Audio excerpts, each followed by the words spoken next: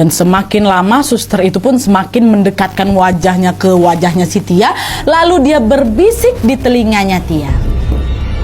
"Kau mau mati ya?" katanya.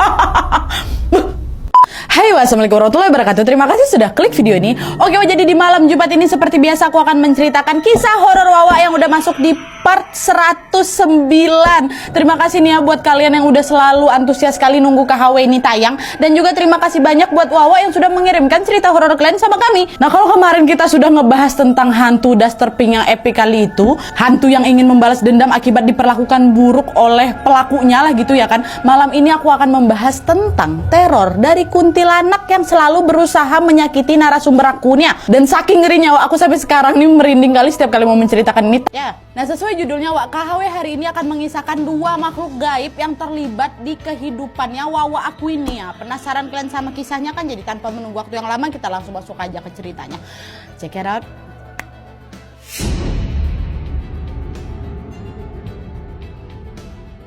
Oke, Wak, jadi kisah yang akan aku bawakan malam ini dikirim sama Wawa aku yang kita sebut aja namanya Tia dari Bali. Halo Tia, halo Bali. Dan seperti biasanya Wak, sebelum aku masuk ke cerita, aku mau jelasin sedikit tentang latar belakangnya si Tia ini Wak ya.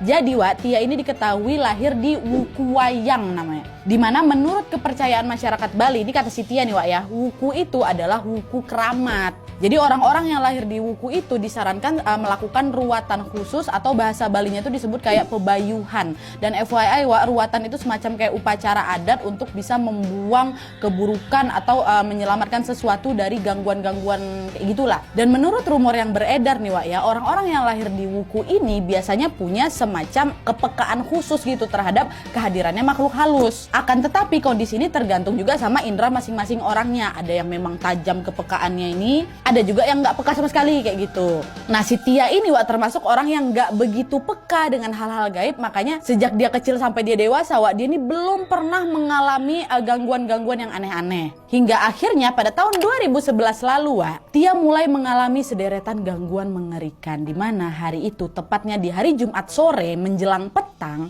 Tia ini lagi pulang nih menuju ke rumahnya. Waktu itu memang dia baliknya agak telat Wak, karena baru aja selesai mengikuti salah satu kegiatan gitulah, kegiatan ekstrakurikuler di sekolahnya. Dia naik motor tuh ngeng gitu kan. Nah, karena udah kesorean, dia pun bergegas pulang dengan mengendarai sepeda motor. Nah, di sepanjang perjalanan pulang Wak, cuaca sore itu rupanya berkabut.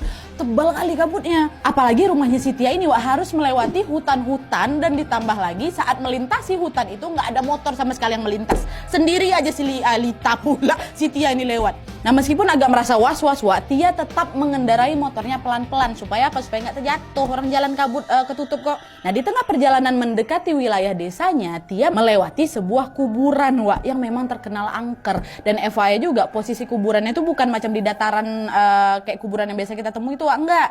Tapi lokasinya ada kayak di atas tebing gitu. Jadi pada saat melintasi kuburan itu, kuburannya ya berarti terletak di atas kepalanya si Tia. Di situ Tia udah deg-degan kali Wak, perasaan udah mulai nggak enak itu. Nah, untungnya tidak berselang lama kemudian di dekat belokan itu ada motor yang nyalip dia dari belakang. Nah, ternyata dia adalah teman sekelasnya Tia, which is sahabatnya Tia juga yang bernama Putri. Putri ngeng motong dari belakang sat gitu. Nah, dalam hatinya si Tia dia bilang, alhamdulillah aku ada kawan ini, akhirnya nggak sendirian aku di jalan ini. Dah akhirnya mereka berdua pun mengendarai motor beriringan dengan posisi si Putri itu di depan, Tia di belakang ya. Nah, dengan posisi Tia yang berada di belakangnya si Putri, samar-samar Tia melihat Putri ini kok macam lagi bonceng orang ya. Tapi Tia nggak terlalu yakin Wak, karena waktu itu kan memang lagi kabut tebal kali kan. Sehingga dia sendiri pun ragu nih apa yang ditengok itu benar apa enggak. Dan setelah Tia perhatiin dalam-dalam ya kan, ternyata memang betul Wak, Putri lagi membonceng seorang perempuan di belakangnya.